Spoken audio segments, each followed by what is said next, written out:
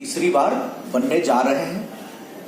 हम सभी गौरवान्वित हैं। देश में इन दिनों एक बड़ा डिस्कोर्स चल रहा है, डिबेट चल रहा है, और सबसे बड़ी बात कि उस डिबेट के अगुआ प्रधानमंत्री नरेंद्र मोदी जी, आरक्षण को लेकर बात हो रही कि पिछड़े अति पिछड़े समाज को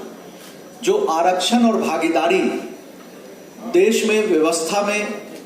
दी गई है, मुख्य धारा में उनको लाने की कोशिश की गई है, इसको कैसे इंडी अलायंस से जुड़ी पार्टियां और जहां भी कांग्रेस या उनके समर्थित दलों की सरकारें हैं वहां कैसे पिछड़े अति पिछड़े समाज की हकमारी की गई। दिलचस्प यह है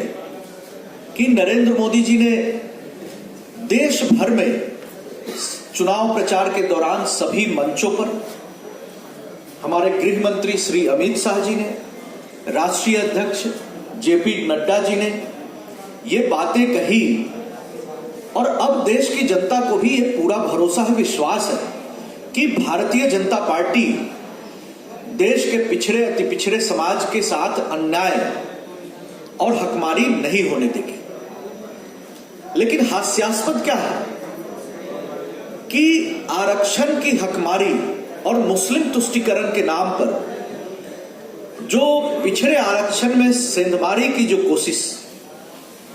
इंडी अलायंस के लोगों ने की है धार्मिक तुष्टीकरण के नाम पर, उस पर अब ये सभी पार्टियों ने चुप्पी साध ली है। राहुल गांधी की बोलती बंद है, तेजस्वी यादव की बोलती बंद है, अखिलेश यादव की बोलती बंद है, डीएमके के नेता स्टालिन इस पर कुछ नहीं बोल रहे, कर्नाटक के मुख्यमंत्री कुछ नहीं बोल रहे। अब इन लोगों के दाढ़ी में तिनका चोरी पकड़ी गई कि किस तरीके से पिछड़े अति पिछड़े समाज को ठगने की कोशिश लगातार की गई। साथियों, देश की आजादी के बाद जो ओबीसी ईबीसी समाज के लिए जो काम हुए हैं वो अभूतपूर्व है, और नरेंद्र मोदी जी ने पूरे आरक्षण व्यवस्था को मजबूती प्रदान की है। और जब पिछड़ा वर्ग आयोग को, राष्ट्रीय पिछड़ा वर्ग आयोग, national commission for backward classes को संवैधानिक दर्जा दिया गया, तो ये इसके बाद साबित हो जाता है कि पिछड़े आरक्षण में न तो कोई सेंधमारी कर सकता है, न हकमारी कर सकता है,